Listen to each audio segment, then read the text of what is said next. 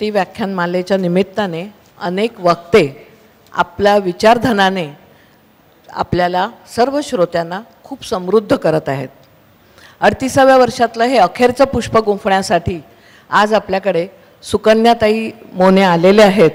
त्या कोणत्या परिस्थितीत आल्या हे सर्व आपण ऐकलंच आहे. त्याबद्दल खरोखरच त्यांचे मनापासून धन्यवाद.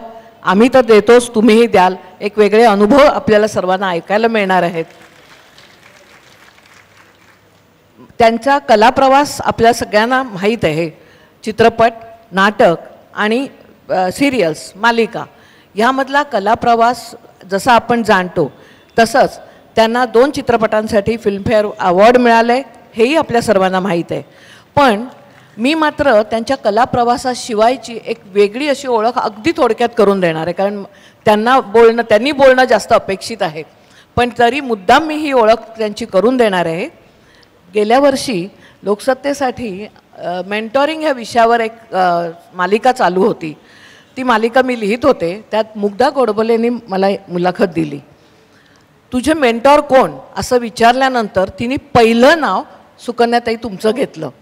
आणि नुसतं नाव नाही घेतलं, तिने 1-2 ज्या गोष्टी सांगितल्या, प्रसंग सांगितले, ते मी आवर्जून आपल्याला सांगू इच्छिते.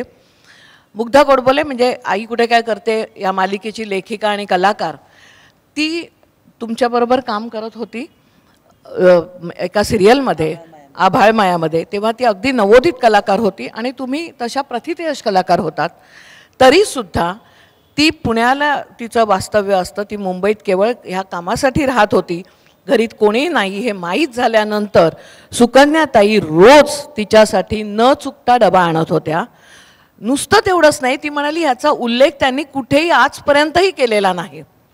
त्यांनी कोणाला कधीही सांगितलं नाही. नुसतं डबा आणणं एवढंच नाही, तर ती पुण्याच्या प्रवासाला निघाली घरी जायला की तिने एकटं जाऊ नये म्हणून त्या तिला स्टेशनवर किंवा बसस्टॉपवर जिथे तिला जायचं असेल तिथे तिला घेऊन जायच्या. हा त्यांच्यातला माणुसकीचा मोठेपणा जो आज आपण अनुभवला तो त्यांच्याबरोबरचे सगळे कलाकार अनुभवतात. मुग्धांनीच सांगितलं की एक कुठे बाजारात गेल्या तर एक छोटंसं काहीतरी वस्तू घेऊन येतात आणि ते आपल्या मेकअप दादाला देतात आणि सांगतात, हे बघ हे जे रुमाल आहे ना, हा तुझ्या गणपतीसाठी आणला आहे, ह्याच्यावर तू गणपती बसव, खूप छान होईल. म्हणजे त्यांच्याकडे उंच नीच, छोटा मोठा, हा लाईटमन आहे, हा कॅमेरामन आहे का हा मोठा आर्टिस्ट आहे, याचा भेदभाव त्यांच्या मनात यत्किंचितही नसतो. जाता जाता ती आणखी एक गोष्ट जी बोलली ती मला असं वाटतं की तुमच्यातल्या कलाकाराला आणखी मोठं करते आणि माणूस म्हणूनही तुम्हाला मोठं समजते. सहकलाकार आहेत, नवोदित कलाकार आहेत, पण जेव्हा त्यांचा सीन आहे तेव्हा सुकन्याताई आवर्जून तिला सांगायच्या की अगं हा तुझा सीन आहे, इथे तू हे करणं अपेक्षित आहे, मी फ्रेममध्ये येणं अपेक्षित नाही. म्हणजे स्वतःला बॅकसीटवर ठेवून नवोदित कलाकाराला कसं बोट धरून पुढे न्यायचं, त्याला कसं सावरायचं, ह्या सगळ्या तंत्र, आणि नुसतं तंत्र नव्हे, ही मानसिकता आहे. ही मानसिकता त्यांच्या ठाई पुरेपूर आहे.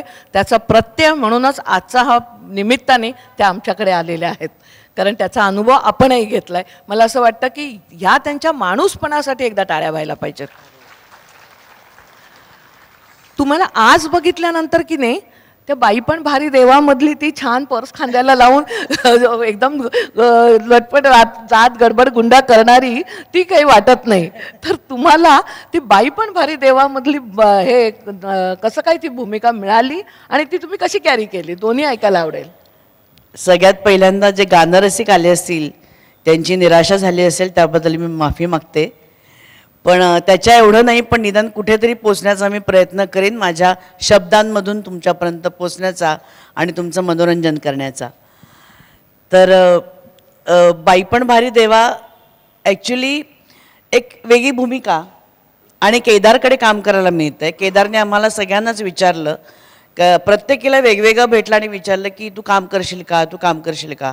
प्रत्येकीलाच केदारबरोबर काम करण्याची इच्छा होती, कारण केदारचे आत्तापर्यंतचे चित्रपट, नाटक हे तुम्ही बघाल त्याच्यामध्ये वैविध्यता होती आणि त्याचं टेक्निक खूप छान आहे. म्हणजे फार तंत्रज्ञानाच्या अधीन तो जात नाही.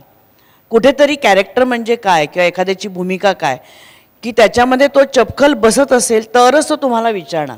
त्याच्यामध्ये त्याची नाती किंवा त्याची ओळख अशी येत नाही कधी. त्यामुळे आणि ॲक्च्युली आम्हाला कोणालाच माहिती नव्हतं की आम्ही एकत्र काम करतो आहे. जेव्हा रिडिंगसाठी आम्हाला सगळ्यांना एकत्र बोलवलं तेव्हा आम्हाला कळलं की अरे शिल्पा माझ्यावर काम करते. आणि शिल्पाची आणि माझी खरं तर मैत्री 40 वर्षापासूनची आहे. दुर्गा झाली गौरीपासूनची आमची मैत्री आहे. पण तरीसुद्धा आमच्या सगळ्यांमध्ये एक अलिखित नियम आहे की जोपर्यंत आपलं काम फ्लोअरवर जात नाही, शूटिंग चालू होत नाही, तोपर्यंत सांगायचं नाही कोणाला. तर त्याच्यामुळे वंदू मावशी, रोहिणी मावशी तिथे आल्यानंतर आम्हाला कळलं की आम्ही सगळे एकत्र आहोत. मग एक त्याने आम्हाला वाचून दाखवली गोष्ट, सगळ्यांनाच खूप आवडली. ते झाल्यानंतर त्यांनी सांगितलं की थोडा वेळ विचार करा आणि मला सांगा की तुम्हाला तुमचं कॅरेक्टर आवडलं आहे की नाही. असं कुठलाच दिग्दर्शक कधीच सांगत नाही. आणि तुम्हाला हे करायला आवडेल की नाही, का तुम्हाला दुसरं कोणाचं कॅरेक्टर करायला आवडेल. पण आम्हाला प्रत्येकीला आमच्या भूमिका खूप आवडलेल्या होत्या. आणि त्याने सांगितलं की तुम्हाला त्याच्यामध्ये अजून काय भर घालावं असं वाटतो आहे ते मला सांगा. मग परत एकदा आम्ही भेटलो आणि तेव्हा मी प्रत्येकाने सांगितलं की मला वाटतं असं करावं, मला वाटतं तसं करावं. प्रत्येकाच्या भूमिकेला एक काहीतरी पाया होता. पण माझी भूमिका अशी की तिला पायाच नव्हता. खरं तर तुम्ही बघाल सिनेमामध्ये प्रत्येकीची एक गोष्ट आहे आणि ती शेवटी ती मनातलं बोलून थांबते. पण माझं असं कुठेच एकही सीन माझा आहे असं कुठेच नव्हतं त्याच्यामध्ये. मी म्हटलं या सगळ्यांना आहे आणि मला कमी काम आहे, मला काही कामच नाही आहे. पण सगळ्यात संस्मरणीय तुमची भूमिका झाली आहे. नंतर आता झालं. पण मी म्हटलं की केदार आहे, केदारवरती आपण विश्वास ठेवला आहे आणि आपण करायचं. आता हो म्हटलं मागे नाही हटायचं. आणि मग त्याच्यामध्ये त्याला हवं होतं काहीतरी एक पालुपद. काही जणींना असं ना कळलं का असं म्हणायचं. मी म्हटलं मला तर काही सुचत नाही बुवा. करता करता साड्या आल्या, मग शूटिंग सुरू झालं. तेव्हा फक्त मी आमच्या कॉस्ट्युम डिझायनरला सांगितलं होतं की मला रुमाल हवे. बरं गंमत अशी आहे की आमच्या घरात माहेरी काय किंवा सासरी काय कोणीच नोकरी करणारं नाही आहे. म्हणजे सासूबाई सचिवालयामध्ये होत्या, पण माझं लग्न झालं तोपर्यंत त्या रिटायर्ड झाल्या होत्या. त्यामुळे नोकरी करणाऱ्यांची काय धावपळ असते, ती ट्रेन पकडायची असते, डबा भरायचा असतो, ह्यातलं काहीच माहिती नव्हतं खरं तर. पण मी ज्या सोसायटीमध्ये राहिले होते, माझं माहेर अमृत कुंभ सोसायटी दादरला, तिथे सगळ्या जणी नोकरी करणाऱ्या होत्या बहुतेकशा. आणि त्या बँकेत आणि शिक्षिका हे ठरलेलं असायचं. तर कदाचित ते ऑब्झर्वेशन मला इथे कामी आलं असेल. ते निरीक्षण जे होतं ते इथे कामी आलं की त्यांची कशी लगबग असते, मग ती कशी चर्चा असते. 8:57ची ट्रेन पकडायची वगैरे असं काहीतरी, असे विचित्रच असतात ना ते शय. म्हणजे पूर्ण 8:50 असं नसतं, 8:52, 8:57, 9:54 असं असतं. तर त्यामुळे ते कुठेतरी एक लक्षात ठेवलं होतं मी आणि ते आपोआप येत गेलं. खरं तर भूमिकेचा अभ्यास वगैरे मला आजपर्यंत कधी कळलं नाही आणि मला जमलं नाही. करत गेले आणि जिथे केदारने ऑब्जेक्शन घेतलं नाही आणि त्यामुळे मला असं वाटलं की हां त्याला हे पसंत आहे किंवा ते अडखळून पडणं. शूटिंग स्वामी ते स्वामी ॲक्च्युली माझं पण सारखं माझ्या तोंडात असतं. काही म्हणजे आत्तासुद्धा जेव्हा मला ट्रॅफिकमध्ये मी अडकले तेव्हासुद्धा मी स्वामींनाच सांगितलं, म्हटलं तुम्ही मला आता वेळेत पोचवा तिकडे. त्यामुळे माझ्या तोंडी नेहमी असतं, केदारच्याही असतं. त्यामुळे ते स्वामी आलं आणि बाकीच्या गोष्टी करत गेले आणि त्याला ते आवडत गेल्या आणि त्या होत गेल्या. त्यामुळे ते आपोआप उभं राहिलेलं कॅरेक्टर असं मला वाटतं. पण ते जे कॅरेक्टर तुम्ही उभं केलं ना, ती जी भूमिका तुम्ही इतकी निर्व्याज निष्पाप स्त्री उभी केलीत, तर असं वाटतं की तुमचीच ती मानसिकता आहे ती त्या भूमिकामध्ये प्रतिबिंबित झाले असं खरोखर जाणवतं. त्यामुळे ते स्वामी जे म्हणता ना ते सुद्धा फार सहजगत्या येतं. ते अगदी नामस्मरण ठरवून घेतलं असं नाही वाटत. ही त्यातली सगळ्यात मोठी खूबी आहे. किंवा ते जे चालणं आहे ना, तर त्याचा कसा उपयोग मी सांगते तुम्हाला. बरं तुम्ही कंटाळत नाही आहेत ना? तर कारण माझा आवाज पण एकदम फार छान झाला आज.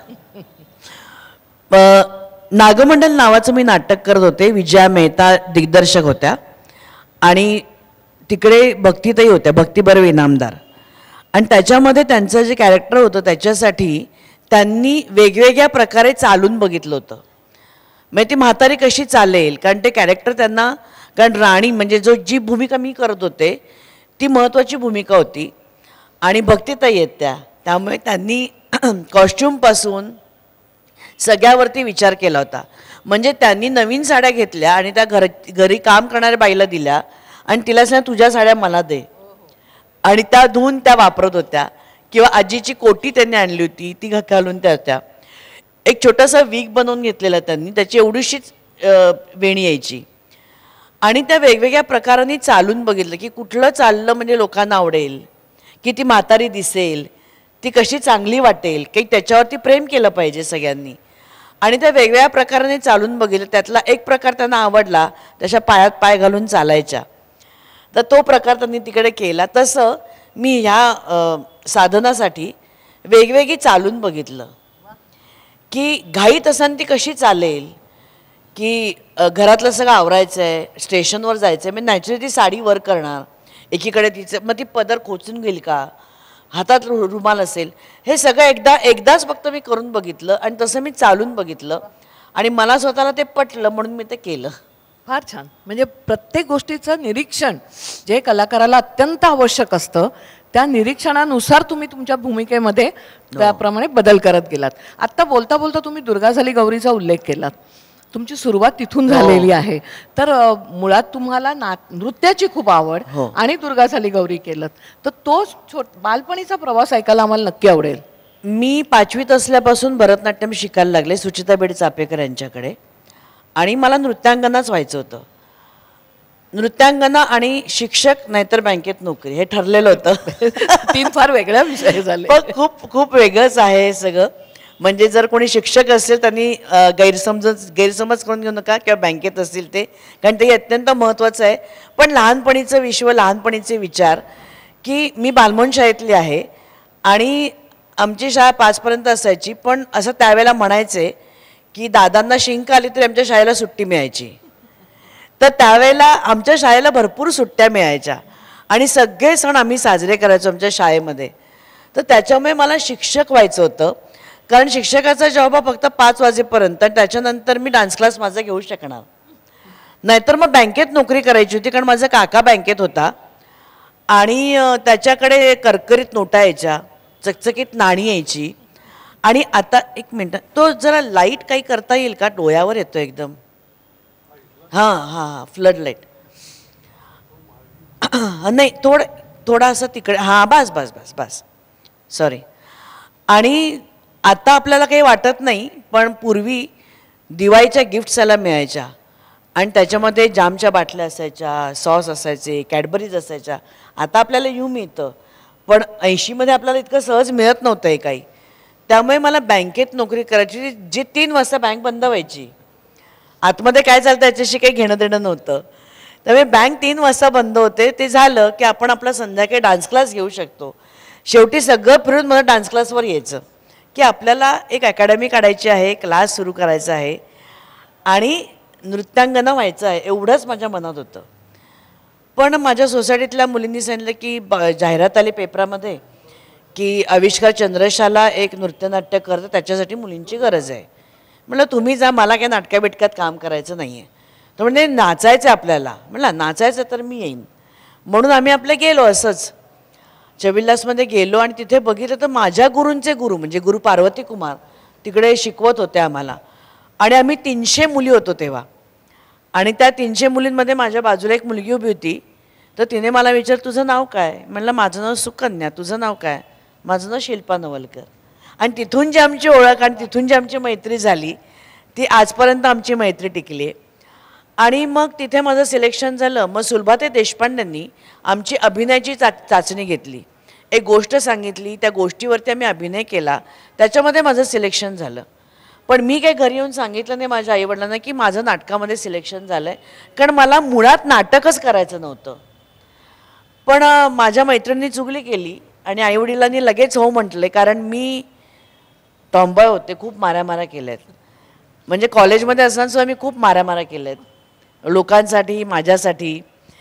तर त्याच्यामुळे माझा भाऊ माझ्याहून 8 वर्षांनी मोठा आहे, पण तरीसुद्धा तो असा एकदम गरीब गाय आहे. म्हणजे जसं गांधीजी म्हणायचे की एका गालावर मारलं की दुसरा गाल पुढे करावा, तसा माझा भाऊ आहे. तर मग त्याला सगळे सोसायटीतली मुलं छळायचे, मग मी जाऊन मारामारी करायची त्याच्यासाठी. तर आईकडे रोज कंप्लेंट यायच्यामुळे आई म्हणाली चला तिकडे जाते असं जा. पण मग तिकडे गेल्यानंतर त्या गोष्टीची आवड निर्माण झाली कारण असं व्हायला लागलं की ज्या मैत्रिणी माझ्याबरोबर होत्या त्यांचं कोणाचंच सिलेक्शन झालं नाही, माझं सिलेक्शन झालं होतं. त्यामुळे मी सतत बाहेर असायचे. पण तिकडे नंतर लक्षात आलं आविष्कारमध्ये की नाना पाटेकर, महेश भट, सोनी राजदान, रोहिणी मावशी, जयदेव काका हे सगळे तिकडे नाटकाच्या रिहर्सल्स करायचे. आणि तेव्हा लक्षात आलं की आपण रोज एकच डबाई स्पेस खेळतो, आंधळी कोशिंबीर खेळतो, पण हे रोज वेगळा खेळ खेळतात आणि रोज काहीतरी वेगळं त्यांना मिळतं. आणि मग ती आवड निर्माण झाली. पण त्याच्यासाठी आपण काही करायचं असतं हे माहिती नव्हतं. आणि मग आपोआप सुलू मावशींनी, वामन केंद्रेंनी झुलवामध्ये मला घेतलं आणि हळूहळू तिकडनं सुरुवात झाली. पण आजपर्यंत मीहून कधी फोटो सेशन केलं आहे, लोकांना ते दिलं आहे, हे असं कधीच झालं नाही. सुलभाताईंनी माझं नाव सुचवलं ईश्वरमध्ये. मी ईश्वरमध्ये काम केलं कारण माझ्या घरनं फुल सपोर्ट. ईश्वरमध्ये तुमचे फार मोठ्या कलाकारांबरोबर काम केलंय. आणि मुख्य म्हणजे माझ्या घरनं मला खूप मोठा पाठिंबा होता. कारण माझे आईवडील दोघंही कमर्शियल आर्टिस्ट होते. आणि का माहिती नाही, माझ्या आईला नेहमी असं वाटायचं की मी सुलोचना दिदींसारखं असावं, जयश्री गडकरसारखं व्हावं, सीमा देवसारखं व्हावं असं वाटायचं. त्याच्यासाठी प्रयत्न कसे करायचे हेच मुळात माहिती नव्हतं. पण प्रोत्साहन मात्र नक्की होतं. त्यामुळे माझे आई वडील सतत माझ्याबरोबर असायचे. आणि तुझी कुठेतरी नावाची फ्रेम लागावी असं आई नेहमी म्हणायची. ते तुम्ही एक सत्य करून दाखवलं. तुम्ही आता झुलवाचा उल्लेख केलात आणि मला गंमत ही वाटते की टॉम्बॉय होता म्हणता आणि तुम्ही साधना करता, म्हणजे खरंच अभिनयाची कमाल आहे. झुलवामध्ये तुम्ही गेलात, वामन केंद्रेंनी तुम्हाला घेतलं आणि तो सगळा प्रवास फार चित्तथरारक होता. त्याचे अनुभव आम्हाला ऐकायचे. नाही, मुळात ना मी ईश्वरचं शूटिंग करून आले आणि त्याच्यानंतर वामन केंद्रेंनी मला बोलवलं एका शाळेमध्ये. तिथे रीडिंग चालू होतं. मी वाचून दाखवलं. तो म्हणाला कसं वाटलं? म्हणलं सॉलिड आहे, ही जगनी सॉलिड आहे. तर म्हणे ती अजून जिवंत आहे, खरी गोष्ट देवदासींच्या जीवनावर. आणि तो म्हणाला की ही अजून जिवंत आहे. म्हणलं आहे, मस्त आहे. तर म्हणे चला चालू करायचं आहे मग आपण. म्हणलं काय? तर म्हणे हाच रोल तुला करायचा आहे. म्हणलं मला नाही जमणार हा. तर म्हणे नाही, मी विचारत नाही, मी तुला पाहिलं होतं देवदासी? नाही नाही, काहीच माहिती नव्हतं देवदासी म्हणजे काय आणि काहीच माहिती नव्हतं. कारण तेव्हा एकतर इतकी चॅनल्स नव्हती, काहीच नव्हतं, त्यामुळे माहितीच नाही ना काही आहे. आणि मी 12वीत होते तेव्हा फक्त. तर त्यामुळे तो म्हणाला मी विचारत नाही, मी सांगतोय, कारण 15 दिवसात आपल्याला संगीत नाटक अकॅडमीसाठी नाटक न्यायचं आहे. मी म्हटलं पण ह्याच्यातली भाषा आणि हे सगळं. तर म्हणजे आपण सगळं करायचं हे. आम्ही सकाळी 9 वाजता रिहर्सल करायचो, ते रात्री 2 वाजेपर्यंत करायचो. तेव्हा चेतन दातार, उत्तम बंडू तुपेंनी लिहिलेली कथा आहे, त्याच्यावरती संवाद लिहायचा. एकीकडे देवदत्त साबळे गीत तयार करायचा, संगीत द्यायचा, अरुण चांदीवाले नृत्य बसवायचे आणि गौरी, प्रतिभा अमृते आणि सयाजी शिंदे मला ती भाषा शिकवायचे. बरं, त्याच्यामध्ये सातारकडची भाषा, अनेक शिव्या.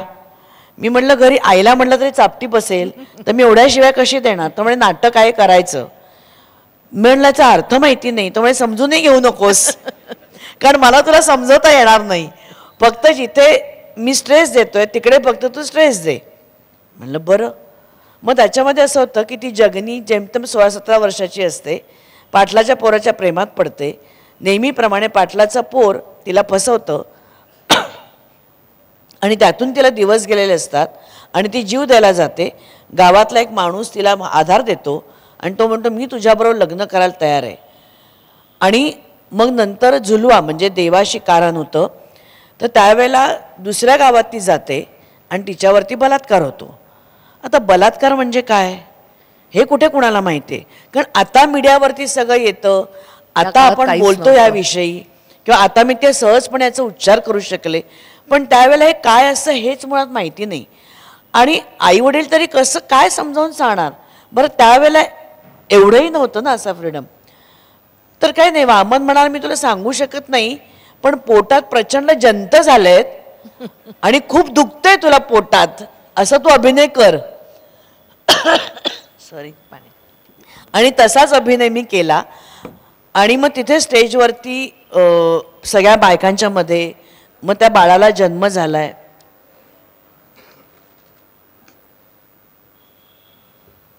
सॉरी. हे सगळं दाखवायचं होतं, पण ते त्यावेळेला त्यांनी मला शिकवत गेले आणि मी करत गेले आणि त्यामुळे ते व्यवस्थित झालं. आणि 15 दिवसांनी आमचा संगीत नाटक अकॅडमीमध्ये प्रयोग झाला त्याचा. आणि त्याच्यामध्ये शेवटी असं होतं की ती जगनी ते मुखवटे जे असतात देवीचे ते सगळे तोडून मोडून फेकून देते आणि ती म्हणते की मी माझ्या मुलीला देवदासी बनवणार नाही, मी माझ्या मुलीला डॉक्टर बनवणार, नर्स बनवणार. आणि तेव्हा ते 1 किलो हळद होती ती मी संपूर्ण माझ्या अंगावर अशी भंडारा म्हणतो पण तो भंडारा अशी मी उधळायची आणि संपूर्ण मी न्हावून निघायची त्या हळदीमध्ये. संगीत नाटक अकॅडमीला आमचा शो झाला आणि तिथे ओपन म्हणजे जसं NCPAचं थिएटर असतं किंवा आत्ता जसं इथे पडदा नाही आहे तसं थिएटर होतं. आणि त्यावेळेला ब्लॅकआउट झाला फक्त. आणि जेव्हा लाईट आला तेव्हा एक साधारण 80-82 वर्षाचे म्हातारे असतील, असे उंच बारीक असे, ते धावत आले आणि माझ्या पाया पडले. मला काहीच कळलं नाही. म्हणलं काय झालं एकदम. तर तो एकदम म्हणाला आप देवी हो देवी. म्हणजे त्या ह्याच्यावर एक तर माझी लाल साडी, त्याच्यावरती ते हळद पडलेली आणि केस मोकळे सुटलेले आणि हे दृश्य त्याला एकदम असं देवीसारखं वाटलं. आणि हा माझ्यासाठी खूप मोठा अनुभव होता. आणि वय लहान होतं, काय रिॲक्ट व्हावं हेही मला कळत नव्हतं. तसंच आमचा ह्याचा प्रयोग रवींद्र नाट्य मंदिरमध्ये झाला होता आणि माखलेले होते पूर्ण अशीच. आणि मी आतमध्ये आले विंगेत आणि एक पांढरी स्वच्छ साडी नेसलेल्या खूप सुंदर अतिशय गोड आवाज काळोखात मला दिसत होतं आणि त्या मला म्हणाल्या की आधी येऊन मला मिठी मार. मी म्हटलं अहो मी हळदीने माखले, असू दे मला तुझ्या हळदीत माखून जाऊ दे अजून. मला कळे ना कोण आहे. मी आपली जाऊन मिठी मारली आणि नंतर त्यांनी माझ्या हातामध्ये 500 रुपयाची नोट ठेवली जी अजूनही मी जपून ठेवलेली आहे. आणि ती नोट मला दिली होती. त्याच्यानंतर तुम्ही नक्की टाळ्या वाजवायची मला आशा आहे, अपेक्षा आहे. ती नोट दिली होती मला गानं सम्राज्ञी ज्योत्स्ना भोळे यांनी. वाह, शहारा आला अंगावर, भरून आलं मला की ह्याच्यापेक्षा अजून काय हवं तुम्हाला आयुष्यात. खरंच आहे, ह्याच्यासारखी पावती अजून काय असू शकते आपल्याला. मी तुम्ही साक्षात देवी रूपात त्यांना दिसलात. मला सांगा सुकन्याताई, देवदासींनी स्वतः हा प्रयोग मी तेच तुम्हाला सांगते की जसे हे चांगले अनुभव मला आले ना तसेच खूप वाईट अनुभव सुद्धा आले. म्हणजे अगदी जीवावर बेतलं होतं. साताऱ्याला आमचा प्रयोग होता आणि त्यावेळेला आमचं नाटक खूप गाजलं होतं सौंदत्ती आणि देवदासी यांच्यावरती. साताऱ्याला आमचा प्रयोग असताना अचानक बाहेरनं आवाज यायला लागले आणि वामन धावत आला आणि तो म्हणतो ती आत पळ. आणि मला एका वर्गात कोंडून ठेवलं. आणि त्यावेळेला एक्सपेरिमेंटल नाटक होतं, त्यामुळे कुठल्या तरी शाळेच्या हॉलमध्ये किंवा असं कुठेतरी व्हायचं. म्हणलं काय झालं, तू आतमध्ये आणि मला कोंडून ठेवलं होतं आणि सगळी नाटकाची कास्ट ती बाहेर वर्गाबाहेर उभी होती. बाहेरनं आवाज होते तिला आधी बाहेर आणा, तिचे डोळे फोडायचेत आम्हाला, आमच्या देवीला तिने फोडलं, आमच्या देवीला तिने टाकलं, तिला बाहेर आणा. अशा सगळ्या त्या देवदासी बाहेर येऊन माझ्या नावाने बोंबाबोंब करत होत्या. तिला आधी बाहेर काढा, तिचे डोळे आम्हाला फोडू दे, तिचे हातपाय आम्हाला तोडू दे, असं सगळं चाललं होतं. पोलीस आले, पोलिसांनी त्यांना बाजूला केलं तरी त्या ऐकेना. जवळजवळ अर्धा ते पाऊण तास हे सगळं चाललं होतं आणि मला कळेना मी आता काय करू. पण नशिबाने त्या देवीच्याच कृपेने असेल पोलिसांनी त्या सगळ्यांना बाहेर नेलं आणि त्यांना धूळ आहे ना, वाराला की होत आहे, आणि त्यांना नेलं असेल आणि मग आमचा प्रयोग पार पडला. तर असेही आम्हाला खूप अनुभव आले जुलवा करत असताना. त्यामुळे पण करताना खूप मजा यायची आणि नंतर त्यातली गंमत जास्त कळायला लागली. जसं जसं करत गेले तशी तशी, कारण त्याच्यामध्ये लाईव्ह म्युझिक होतं आणि त्या लाईव्ह म्युझिकमुळे लोकांवरती अजून परिणाम व्हायचा, जास्त परिणाम. किंवा छबिल्लासमध्ये, म्हणजे आता सुद्धा आपण खूप लांब आहोत पण छबिल्लासमध्ये जसे आत्ता आपण बसले होतो तसे प्रेक्षक समोर असायचे. त्यामुळे ते करताना खूप मजा यायची. किंवा NCPA, टाटा थिएटर, त्यामुळे ते नाटक अंगावर यायचं. असं होतं ते. तिथून कुसुम प्रभाकर नाही कुसुम मनोहर नाही हा स्पॅन येतोच तुमच्या आयुष्यात. पण मधल्या काळामध्ये नृत्याकडून नाटकाकडे तुम्हाला नेण्यासाठी जे झालं अगदी थोडक्यात, कारण त्याच्यावर आपल्याला नाही भर द्यायचा, पण एक स्थित्यंतर आलं तुमच्या आयुष्यात ज्याच्यामुळे तुम्हाला नाटकाकडेच यावं लागलं. माझं नाचही चालूच होता, नृत्य चालू होतं, जिम्नॅस्टिक चालू होतं, ते सगळं चालू होतं. आणि हे करत असताना एक जन्मगाठ नावाचं नाटक मी करत होते. जन्मगाठ म्हणजे ज्याच्यावरती काकस्पर्श नावाचा सिनेमा केला आहे. तर त्याच्यामध्ये असं होतं की ती जी उमा आहे तिला नंतर आकडी येते आणि ती मागच्या मागे पडते. तर आधी लालन सारंग होत्या आणि सुमित्रा जोगेकर म्हणून होत्या, त्या मला पकडायच्या जमिनीवर पडायच्या अगोदर. नंतर पण 5 प्रयोग व्यवस्थित झालेले, रिप्लेसमेंट आल्या. 46व्या प्रयोगाला काय झालं त्यांचं त्यांनाही कळलं नाही आणि त्या मला पकडायच्या विसरल्या आणि मी स्वतःला झोकून मागे पडले ती बरोबर एजवरती माझं डोकं आपटलं 2दा. आणि त्यावेळेला एवढंच होतं की जोपर्यंत मी काही बोलत नाही तोपर्यंत विनय आपटेचं स्वगत होऊ शकत नाही आणि ते झाल्याशिवाय पडदा पडू शकत नाही. त्याच्यामुळे मी त्या ह्याच्यात बडबडले काहीतरी. विनयनी पण स्वगत म्हटलं, पडदा पडला आणि मला आत नेलं. पण त्यावेळेला मला खरंच काही झालं नाही.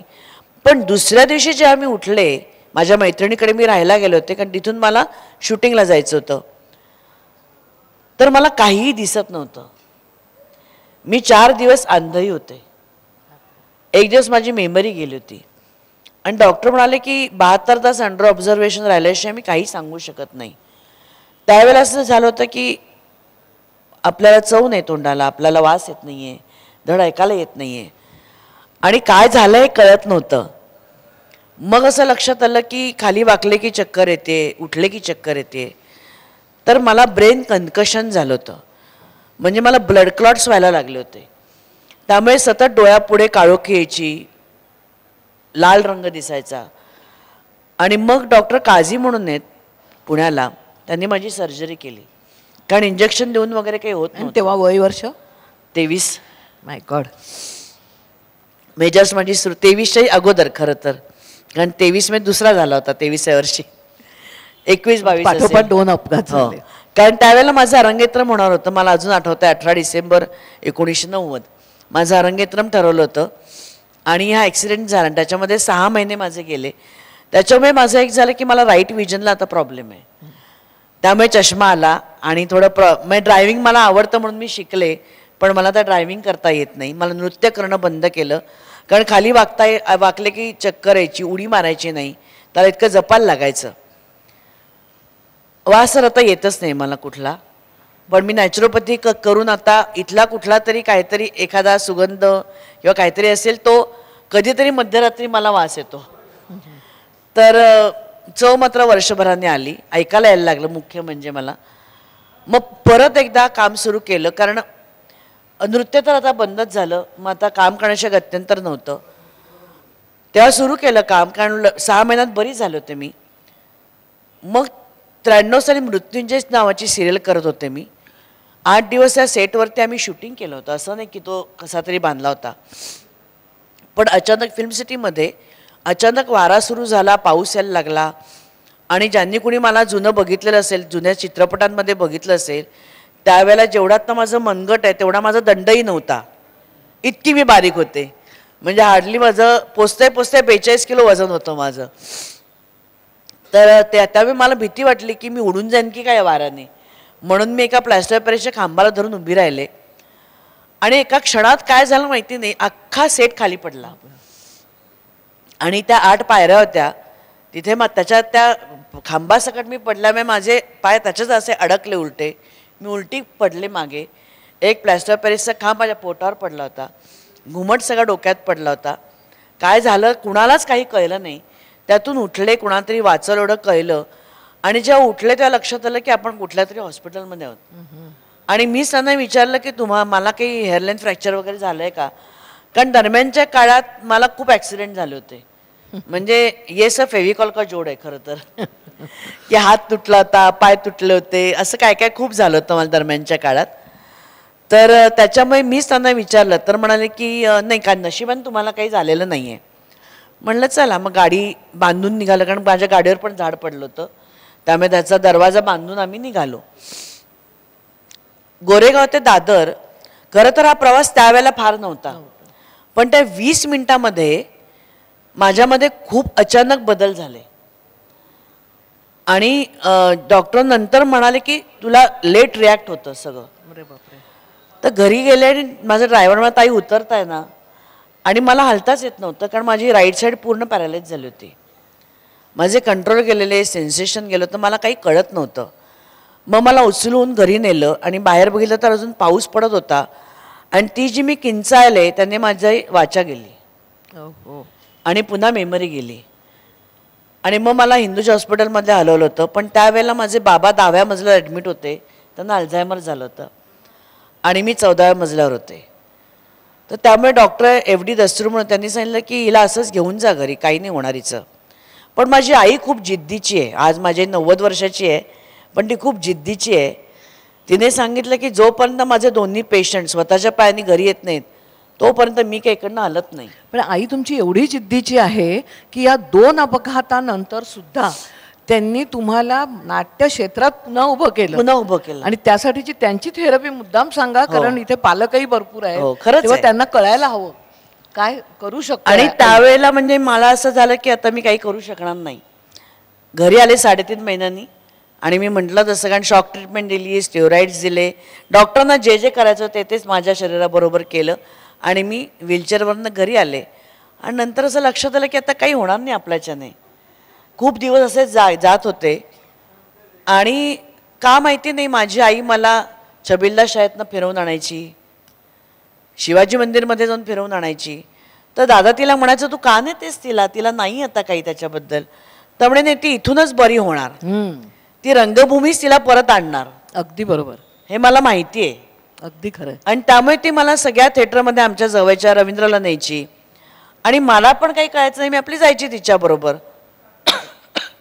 पण हळूहळू कळायला लागलं की हे सगळे स्टेजवरती काम करतायत, आपण करू शकत नाही आहोत. आणि त्यावेळेला मी अगदी टोकाचा विचार केला. तेव्हा मला आईने सांगितलं की बस आता हे चालणार नाही आणि जर आमच्या घरात राहायचं असेल तर उठून काम करायला लागेल. तेव्हा राग आला असेल आणि जीव द्यायचा असेल तर घराच्या बाहेर जायचं आणि काही करायचं, आमचं नाव लावायचं नाही.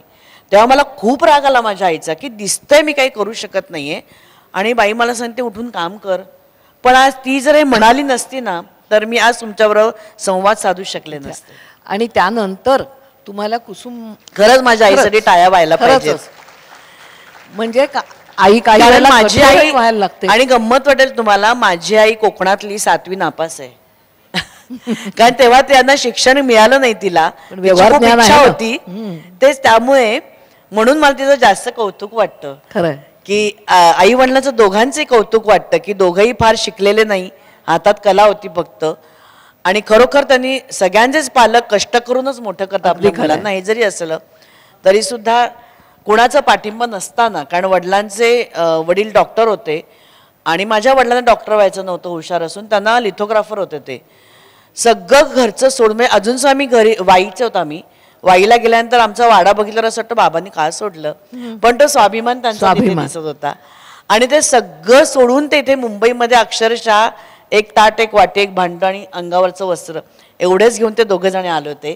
आणि त्यांनी आज एवढं सगळं उभं केलं सामोरं. आणि त्यांनी त्यांचा संसार तर उभा केलाच, पण तुम्हा मुलांना त्यांनी फार स्ट्रॉंगली उभं केलं आणि म्हणून पुढे तुम्ही कुसुम मनोहर. आणि स्ट्रॉंगली म्हणजे हे पण एक सांगू इच्छिते मी, माझ्या आईने आम्हा तिघा भावंडांना, माझी मोठी बहीण आहे 10 वर्षांनी, 8 वर्षांनी मोठा भाऊ, आम्हा तिघांनाही सांगितलं की लग्न बिग्न होणार, ते काही थांबणार नाही, तुमच्या नशिबात जाईल तेव्हा होणारच, पण त्याच्या अगोदर तुम्ही स्वतःच्या पायावर उभं राहा आणि स्वतःचं हक्काचं घर घ्या. क्या बात आहे. ती म्हणाली आमचं घर आहे ते आम्ही काही करू, पण तुमचं स्वतःचं घर पाहिजे की जिथून तुम्हाला कोणी हलवू शकणार नाही असं. आणि आमच्या प्रत्येकाचं आमचं घर आहे. क्या बात आहे. आमचं स्वतःचं एक घर आहे की ज्याच्यावरती फक्त आमच्या नावाची पाटी आहे.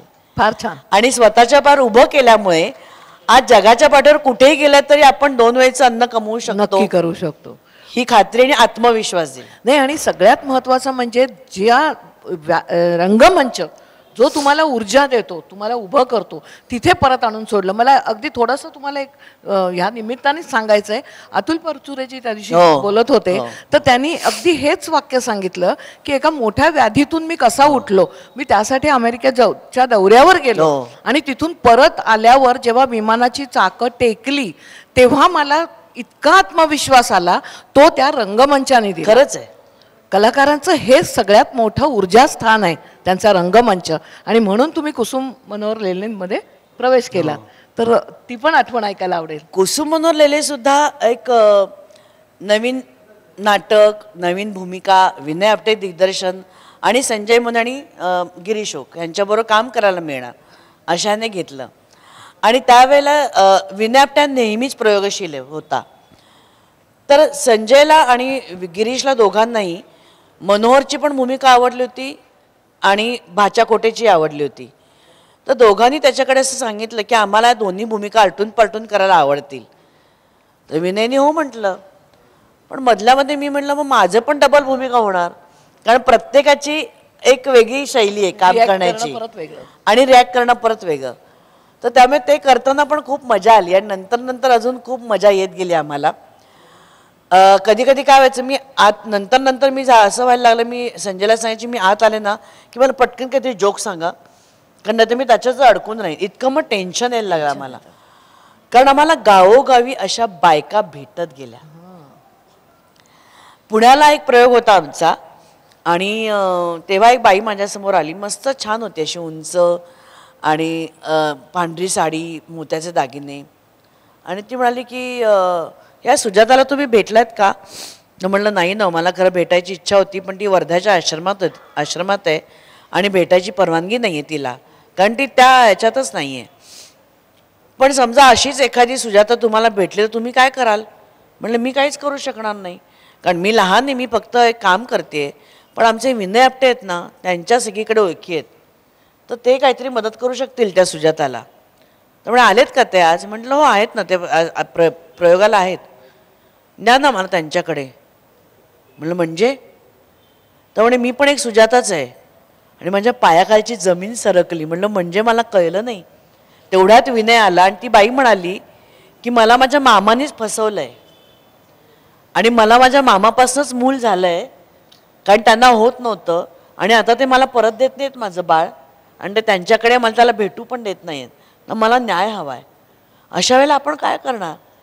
नंतर याचे परिसंवाद व्हायला लागले गावोगावी आणि त्यावेळेला खूप बायका आम्हाला भेटायच्या आणि खूप जण सांगायचे की आमच्या मुलीच्या बाबतीत असंच घडतंय हो, आमची मुलगी अमेरिकेत आहे आणि त्याने असंच केलं तिच्या, आम्ही काय करू? पण ह्याच्यावरती आपल्याकडे काहीच आपल्याकडे उत्तर नव्हतं. आणि नंतर मला वाटायला लागलं की नाही, आपण हे बरोबर नाही करत आहोत, आपण हे काहीतरी विचित्रच करतोय. पण विनय म्हणाला नाही, आपण हे चांगलं करतोय, उलट अशा बायका पुढे येत आहेत, त्या चुकत असतील तर त्यांना ते कळतंय आपण काय करायला हवं, त्यामुळे आपण हे नाटक करायचं. या नाटकाची पण असे हे झाले अनुभव.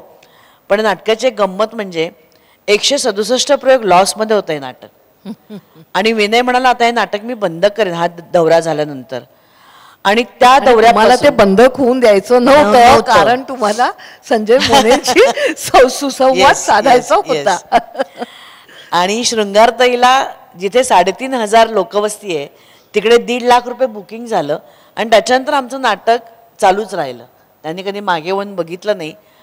आणि हो, तुम्ही म्हणालात तसं कदाचित देवाजीच्या मनात होतं, स्वामींच्या मनात होतं की माझी आणि संजयची गाठ बांधली जावी, कारण ॲक्च्युली ती फुलराणीमध्ये पण आम्ही एकत्र काम केलं होतं आणि आमचे तेही प्रयोग खूप छान चालले होते. पण नंतर मग भक्ती ते म्हणाल्या आता मला करायचं संजय बरोबर काम. भक्ती त्यांनी म्हटलं आपण कोणीच नाही म्हणू शकत नाही, त्यामुळे नंतर त्या करायला लागल्या. पण ते नाटक बंद होता होता कुठेतरी आमच्या दोघांच्या मनात हळूहळू काहीतरी उमलायला लागलं होतं. पण त्यावेळेला काही मोबाईल नव्हते आणि संजय मोने जर कोणाला माहिती असेल तर ते आधी कसे होते हे सगळ्यांना माहिती. सांगा ना थोडं कसे होते, कारण दोन भिन्न व्यक्तिरेखा. त्यामुळे धाडस नव्हतं माझं त्याला जाऊन भेटायचं नंतर, कारण तो पार्कात असायचा जिप्सी कॉर्नरच्या इकडे. कधी कधी मोठे केस वाढवायचा, कर्ली करून यायचा, कधी आईचा गाऊन घालून यायचा, तर कधी डूल घालून यायचा, कधी बहिणीच्या ओढण्याच घालून फिरायचा, असं काहीही. तो एकदा तर त्याने लाल आणि पिवळे असे केस केले होते, असं तो काहीही करायचा. तर अशा माणसाबरोबर आपली मोठ जमूच शकत नाही, कारण मी एकदम चौकटीत वाढलेली मुलगी आहे आणि तो बरोबर चौकटीच्या बाहेर वाढलेला मुलगा आहे. तर त्यामुळे नंतर काही जाऊन भेटणं किंवा बोलणं विचारणं हे काही नव्हतंच. पण कुसुम मनोहर लैलेच्या वेळेला हळूहळू परत सुरू झालं ते. आणि पण ते सुद्धा आम्ही असं बोललोच नाही की तू मला आवडतोस मी तुला आवडते, हा प्रकारच कधी झाला नाही, कारण आमची वय पण मोठी होती. पण तो म्हणजे असं एक, त्याला माहिती आहे मी शाकाहारी आहे, तो माणूस सोडून सगळं खातो, तर तो माणसाचं डोकंही खात नाही, कारण त्याला आवडतच नाही बोलायला फारसं. मी संवाद साधणं असा इथे उभं राहून तो खूप बोलेल, तासन तास बोलेल, इतकं त्याचं वाचन आहे आणि इतका त्याचा अभ्यास आहे. नाटकावर नाटक कुठल्याही याच्यावर त्याचा खूप अभ्यास आहे. तर तो असं मग इथे उत्तम पोहे मिळत आहेत, मी पोहे खायला जाणार आहे, कुणाला यायचं असेल तर येऊ शकतं माझ्या मागे मागे, की मला कळायचं अच्छा हे माझ्यासाठी आहे. मग मी आपली मागे मागे जायची. बरं कोणीतरी आपल्या बरोबर येतंय म्हणून एखादा माणूस हळू चालेल ना, तर हा वॉक घेतला ताड ताड ताड ताड फरलांगभर लांब बसायचा आणि मी त्याच्या मागे मागे शोधत शोधत जायचे. की मग पोहे मला एकच प्लेट हवी, हा पोहे आधीच सांगतोय मी. मग खा, कोणी नाही म्हटलंय, म्हणजे तुमची ऑर्डर तुम्ही द्यायची असं असतं ते. मग ते झालं, पैसे मी दिलेत ना तुम्हाला, मी दोन्ही याचे पैसे दिले असं दुकानदाराला सांगायचा, पण कधी समोरून बोलणं व्हायचं नाही. तर एकदा असंच त्याने माझे वडीलही वॉक घ्यायचे आणि त्याचे वडीलही वॉक घ्यायचे शिवाजी पार्कला. आणि अचानक त्याच्या वडिलांनी माझ्या वडिलांना असं सांगितलं की मी संजयचा बाप. हे म्हटल्यावरतीच माझे बाबा घाबरले. मग नाही नाही, माझ्या मुलांनी तुमच्या मुलीशी लग्न करायचं ठरवलं आहे, तुमचं काय म्हणणं आहे, तुम्ही सुकन्याचा बाप ना. म्हणाले हो. ठरवलं तुम्ही काय, तर उत्तर लवकर द्या. बाबा घरून म्हणाले तुमचं ठरलंय का काही. म्हणलं कुणाचं, संजयचं आणि तुझं. नाही, म्हणजे त्याचे वडील असं म्हणाले आत्ता पार्कात. म्हणलं मला माहिती नाही आहे हे काहीच. आणि एक दिवशी अचानक रात्री 2 वाजता आमचा मॅनेजर काय घरी येतो आणि तो म्हणतो तू काय मोननबरोबर लग्न करतेस. म्हणलं कुणी सांगितलं, सगळीकडे काय पसरतंय. माझ्या बाबांना पण त्याच्या बाबांनी सांगितलं. ते बसलेत गाडीत, मी खाली येऊन विचारलं, म्हणलं मोने तुम्हाला काय माझ्याशी लग्न करायचंय, तुम्हाला नाही का करायचंय. अहो असं कधी कोणी मागणी घालतं का, म्हणजे गुलाबाचं फूल देणं वगैरे ते फारच लांब आहे. पहिल्या वाढदिवसाला पण कधी दिलं नाही, वेडिंग अॅनिव्हर्सरीला पण नाही दिलं, आणि तरी 26 वर्ष टिकलंय लग्न. त्याची प्रेम करण्याची पद्धत वेगळी आहे, हे हळूहळू नंतर जाणवायला लागलं. पहिल्या वर्षी खूप वाईट वाटलं होतं की अरे यांनी आपल्याला काही विचारलं नाही, त्यांनी विश पण नाही केलं मला. म्हणलं संजय आज आपली लग्नाची अॅनिव्हर्सरी. हा मग म्हणलं अशा वेळेला विश करतात. ठीक आहे केलं विश तुला. अरे पण म्हण ना की तुला शुभेच्छा, आपल्या राहणार होत ना अजून आपण, का हे विश दिल्यानंतर जाणार आहेस तू. म्हणलं नाही राहणार होत आपण. मग ठीक आहे दरवर्षी येणारच आहे, त्यात नवीन काही नसतं म्हणाला. पण ह्या सगळ्या प्रवासामध्ये मला थोडंसं तुम्हाला एक मागे न्यायचं आहे, थोडं गंभीर ह्याच्याकडे. तुम्ही कुसुम मनोहर लेलेमध्ये जे एक स्तनपानाचं सीन करायचात आणि पुढे जाऊन जेव्हा खरोखर तुम्हाला मुलगी झाल्यानंतर तो वेळ आली, तर एका कलाकार स्त्रीला काय कशातून जावं लागतं, कोणती आव्हानं पेलावी लागतात, यासाठी मला हा प्रसंग तुम्ही थोडक्यात सांगू शकला तर चालेल. बापरे तुम्ही खूप अभ्यास करून आलात. नाही हो. जुलिया 4.5 महिन्याची होती तेव्हा झी टीव्हीनी मला परत एकदा विचारलं की आम्हाला आभाळ मॅप पर्व दुसरं करायचं आहे, तर कराल का तुम्ही. तर मी म्हटलं माझी मुलगी 4.5 महिन्याची आहे, आता मी करू शकत नाही. तर विनयच डिरेक्टर होता, तो म्हणाला 10 वाजता तू ये, 6 वाजता तुझं पॅकअप होईल. मग काय म्हणणं आहे. म्हणलं बरं. विनय पुढे नाही म्हणूच शकत नाही, त्यामुळे मी तेही संजय मोनेंसारखंच कॅरेक्टर आहे. हो, कारण दूरदर्शनला आम्ही खूप अनुभव घेतलेला आहे त्यांचा. त्यामुळे विनयनी सांगितलं की त्याच्यावरती स्टॅम्प म्हणजे काहीच बोलायचं नाही आपण. म्हणलं बरं. मग सकाळी सगळं आटपून मी जुल्याच्या कानात जाऊन सांगायचे की जुल्या मी कामाला चालले, आजीला त्रास देऊ नकोस, तुझ्यासाठी खाऊ का काढून ठेवलाय, तो खायचा, खेळायचं, मी येणार तुझ्यासाठी 6 वाजता, असं मी तिला कानात सांगून जायचे. पण हे कानात सांगणं पण टेक्निक तुम्ही एका वेगळ्या प्रसंगात घेतलेला आहे. हो, कारण ते कळू दे की एका कलाकाराला काय करावं लागतं. तर मी तिच्या कानात सांगून जायचे आणि सासूबाई मला म्हणायच्या की जसं तू सांगून जातेस ना तशी ती वागते ग अगदी. आणि 6 वाजता पॅकअप करायचा विनय. मी 6:30 पर्यंत घरी पोचायचे, कारण गोरेगावला शूटिंग असायचं. एक दिवशी काहीतरी असं झालं आणि आमचा सीन थोडा वाढला.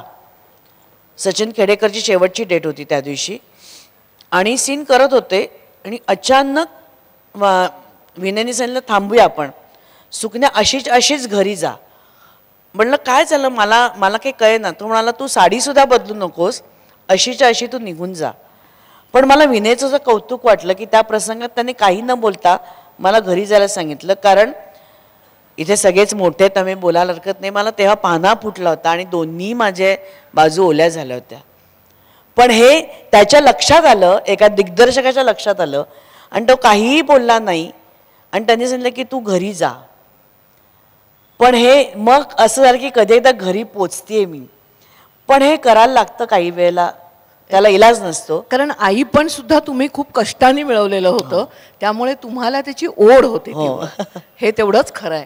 मला एक प्रश्न आहे की जुलिया नाव आहे तुमच्या लेकीचं, हे जुलिया आलं कुठून? कुठल्या ख्रिश्चन वसाहतीत नाही नाही होतात नाही, का तुम्ही? अजिबात नाही. माझी इच्छा होती की आपल्या बाळाचं नाव संजयनीच ठेवावं. बर, ते नंतर लोक नावं ठेवतील ते वेगळं, पण आपलं एक हक्काचं नाव तू ठेव. आणि त्यांचा एक ग्रुप आहे, त्याच्यामध्ये दुसरा एक खूप हुशार व्यक्ती आहे, ती सगळ्यांची नाव ठेवायची. मी म्हणलं मला हे पटत नाही, मेहनत करायची आपण आणि नाव त्याने का ठेवायचं? बाळाला वाढवणार मी, त्याने का नाव ठेवायचं? त्यामुळे तू नाव ठेव आणि तू तोसं पुस्तकात बघूनच नाव ठेवतो, तू ठेव. तो म्हणाला मी काही ठेवेन. म्हणलं काही ठेव. त्यामुळे मुलगा झाला तर दगड नाव ठेवेन, मुलगी झाला तर माती नाव ठेवेन. म्हणलं माझं काही म्हणणं नाही आहे, कारण दगड संजय मोने, माती संजय मोने असं नाव लागतं आपल्याकडे. इथे कुठेही मध्ये आईचं नाव आपल्याकडे लागत नाही. त्यामुळे तू ठरव काय करायचं ते. जोक सपाट, पण म्हणजे असं आमचं त्यावेळेला बोलणं व्हायचं. आणि मी नेहमी संजयला, म्हणजे मी माझ्या बाळाशी खूप बोलायचे.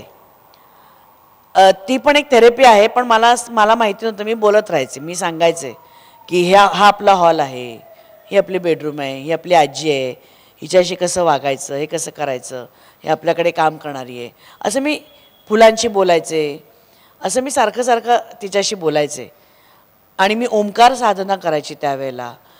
बाळ हल्लं पोटात की मी हात ठेवून ओम म्हणायचे, श्री म्हणायचे. तर मी खूप त्यावेळेला ध्यानधारणा केली. मी 5-5 तास मेडिटेशन केलेलं आहे, कारण मला बाळ हवं म्हणून. कारण थायरॉइडमुळे मला बाळ होत नव्हतं. तर त्यामुळे मी खूप ओंकार साधना केली तेव्हा. आणि मी संजयला सांगायचे, म्हणलं अरे बाळाशी जरा बोल. त्याची काय बोलायचे, त्याला काही कळते का? म्हणलं पण नुसता हात तरी ठेव. हां ठेवला आता, असं त्याला ते पटायचं नाही हे सगळं. म्हणलं तू बघ तर, असं ठेवायचं, हे शिट्टी वाजवायचा. म्हणलं ठीक आहे, एवढं तरी कर तू. आणि ज्या वेळेला जुलियाचं आगमन झालं, म्हणजे बाळाचं आगमन झालं, आणि त्याने जेव्हा त्याला घेतलं तिला, तेव्हा तो म्हणाला की हिला कसं कळलं हा माझा स्पर्श आहे. तिचा लुक जो आहे ना तो माझ्याकडे असा आहे की अरे हा माणूस ओळखीचा आहे. तर म्हणलं हीच तर त्यातली गंमत आहे खरं तर, जन्माची ओळख आहे. हां. आणि तिचं जे हास्य आहे ते बघून तो एकदा म्हणाला की हिचं नाव आपण जुलियाच ठेवायचं, कारण ती जुलिया रॉबर्ट सारखी मला वाटते. आणि जुलिया रॉबर्ट्स आम्हाला दोघांनाही आवडते. तिचं स्माईल आम्हाला खूप आवडतं.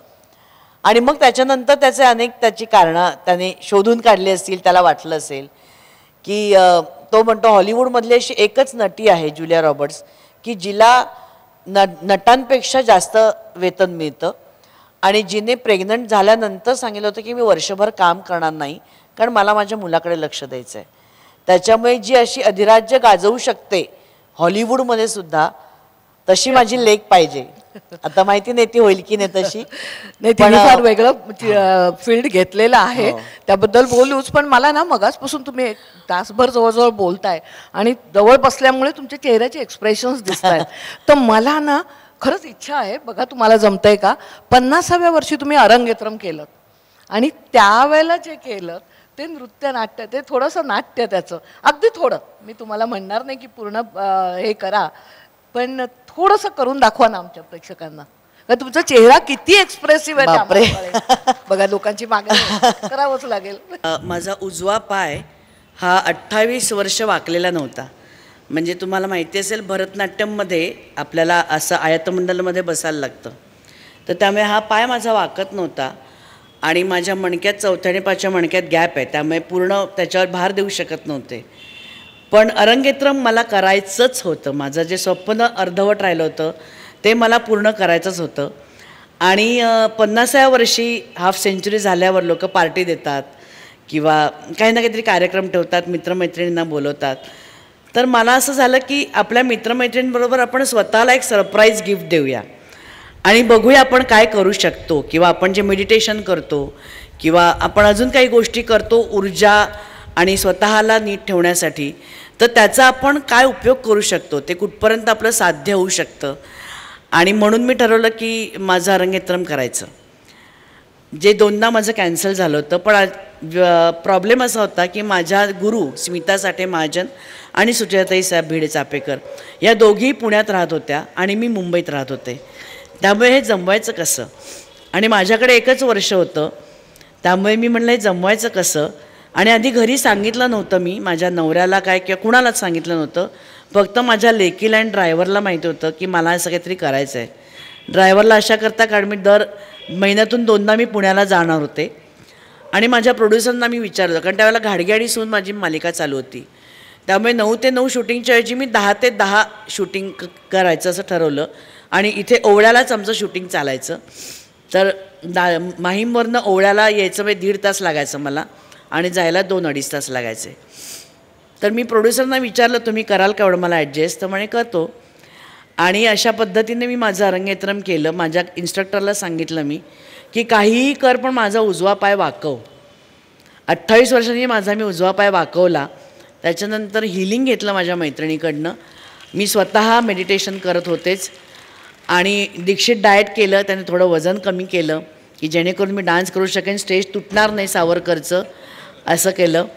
घरात प्रॅक्टिस करू शकत नव्हते, त्यामुळे माझा मित्र गुरु जो सावरकर स्मारकमध्ये क्लास घ्यायचा, त्याला मी सांगितलं आणि त्याने विनाशुल्क, आजकाल असं कोणी करत नाही कुणासाठी, विनाशुल्क त्याने मला त्याचा क्लास वापरायला दिला. मी सकाळी 5:30 ते 7:30 तिकडे प्रॅक्टिस करायचे आणि मग घरी येऊन डबा वगैरे भरून मी शूटिंगला जायचे. माझा 4:30ला मी उठायचे आणि रात्री 12:30ला झोपायचे. पण त्यावेळेला एक ध्यास होता मला, त्याने मी वेडी झालो, त्याने मला ते करायचंच होतं. आणि त्यावेळेला माझ्या गुरूंनी सांगितलं, जर तुझ्या क्षेत्रातले सगळेजण येणार आहेत तर आपण टिपिकल जर अरंगेत्रम केलं तर कदाचित ते लोकांना आवडणार नाही, कदाचित एक झाल्यानंतर ते निघून जातील. तर आपण हे नृत्यनाटिकेमध्ये करूया. हे सगळं वर्णम, जतीश्वर, माला रिपू, हे जे सगळं आहे हे आपण त्याच्यामध्ये बसवूया, असं आमचं ठरलं. आणि मग त्याची गोष्ट प्राजक्त देशमुखकडनं मी घेतली. त्याचं नाव होतं वैजयंती. वैजयंती म्हणजे कृष्णाच्या गळ्यात जी माळ आहे वैजयंती, तिची ही गोष्ट आहे. त्याच्यामध्ये ही जी गवळण आहे ती नेहमी बाकीच्या गवळणींना घडे सजवून देत असते. आणि बाकीच्या गवळणी सगळ्या पाण्याला जातात.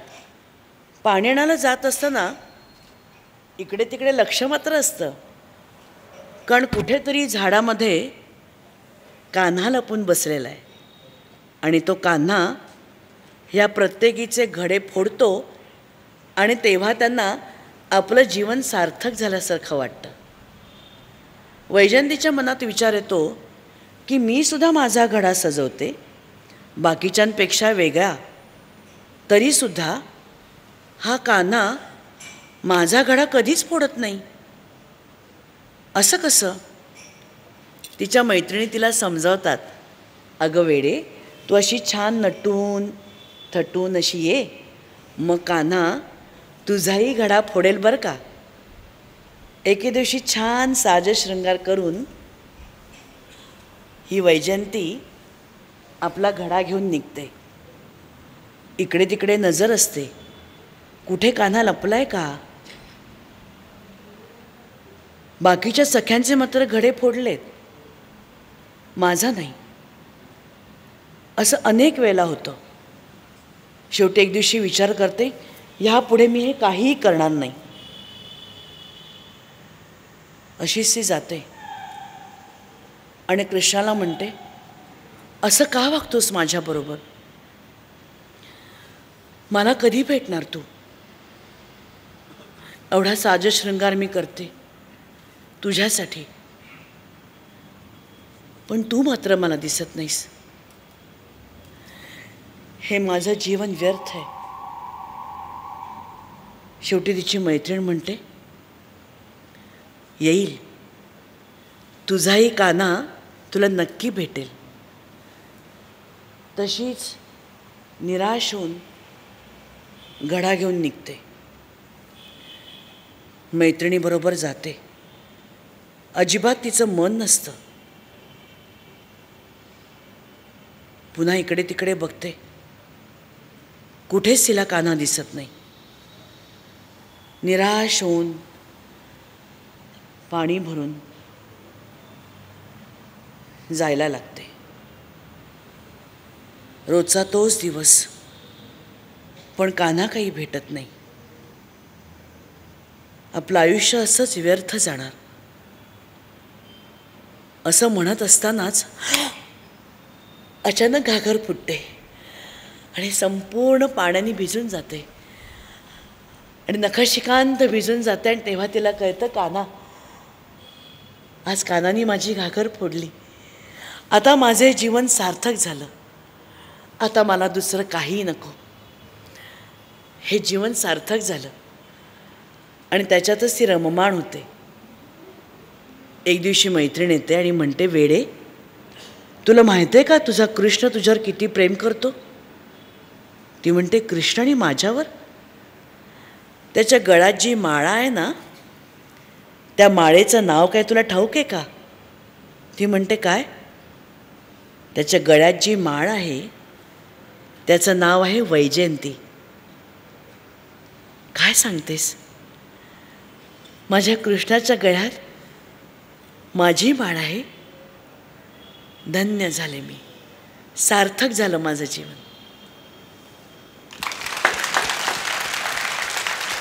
खरं तर तुमच्या ह्या इतक्या उत्कृष्ट अदाकारीच्या नोटवर कार्यक्रम संपवावा असं वाटतं, पण मी तो संपवणार एवढ्याचसाठी नाही.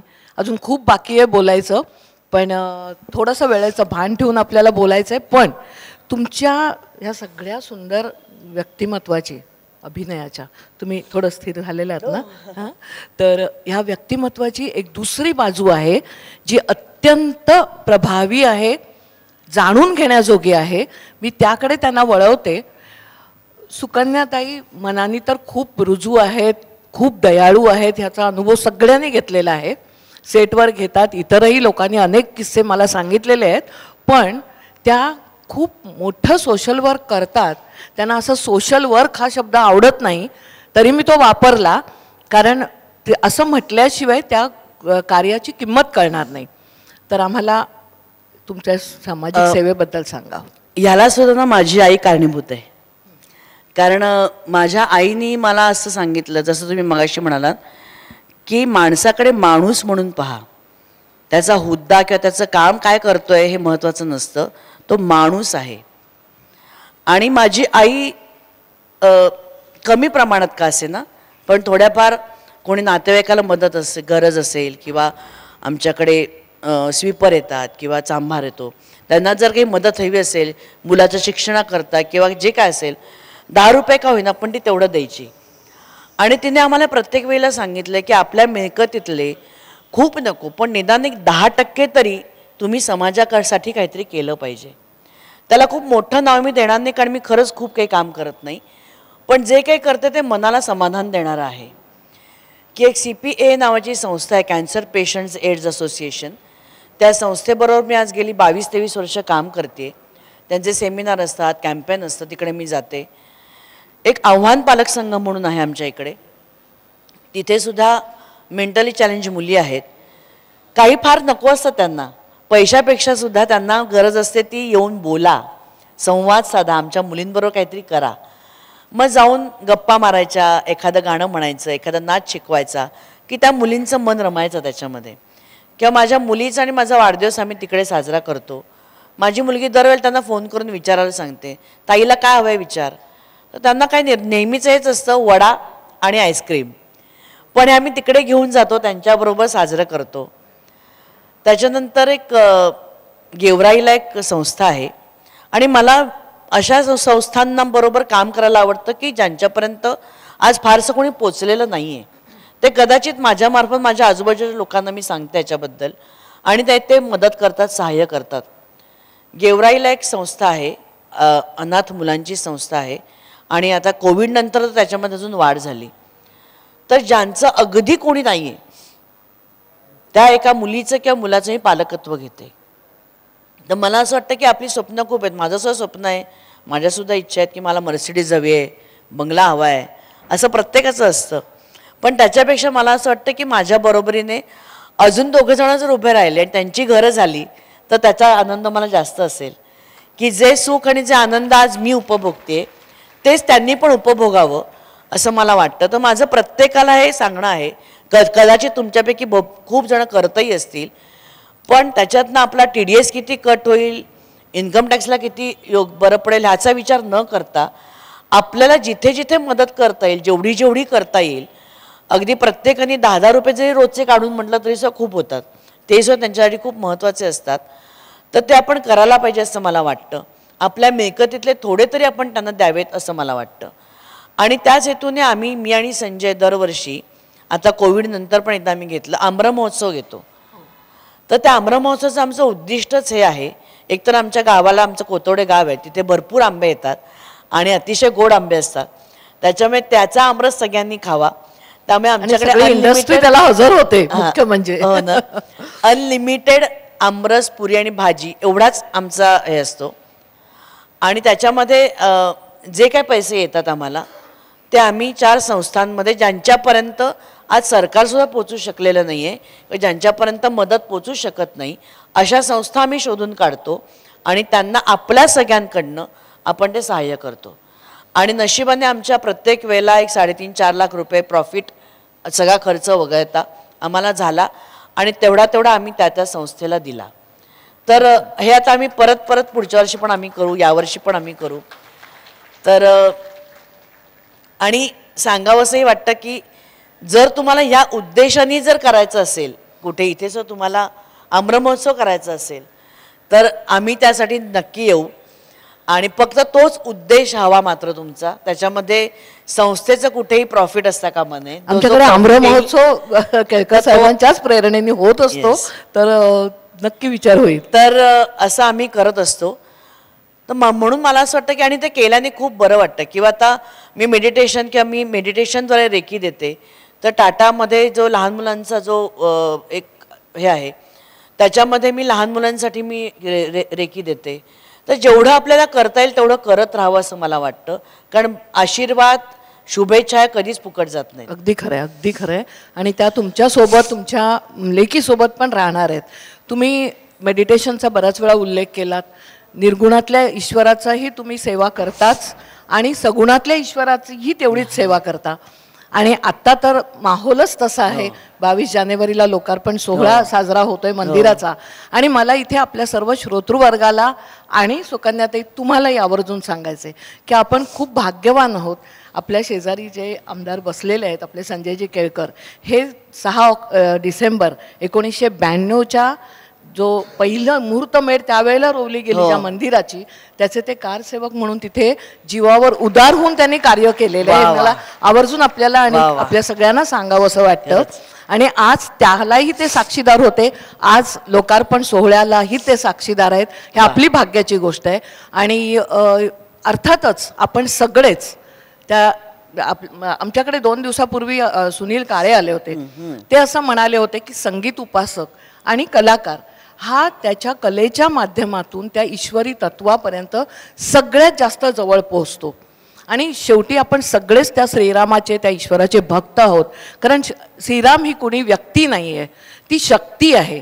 त्यामुळे तिचं मंदिर ही कोणी स्थापत्यशास्त्रातली इमारत नाही आहे, तो चैतन्याचा, ऊर्जेचा, अखंड ऊर्जेचा स्रोत आहे. तेव्हा ह्या स्रोताला वंदन करून आजचं हे समाप्तीचं पुष्प आपण इथेच त्याचा समारोप करूया. याच्यानंतर संपूर्ण वंदे मातरम होईल.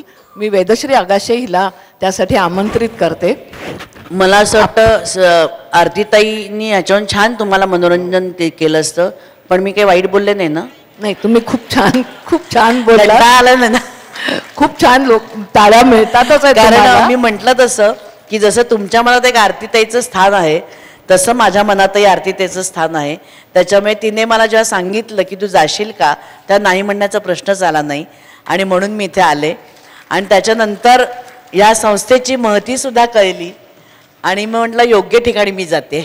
नाही, आपण जसं हिमालयाला जितकं आपण कौतुक करतो, त्याचं आदर करतो, तसं आपण आपल्या सह्याद्रीचंही करतो. प्रत्येकाचं स्थान वैशिष्ट्य असतं.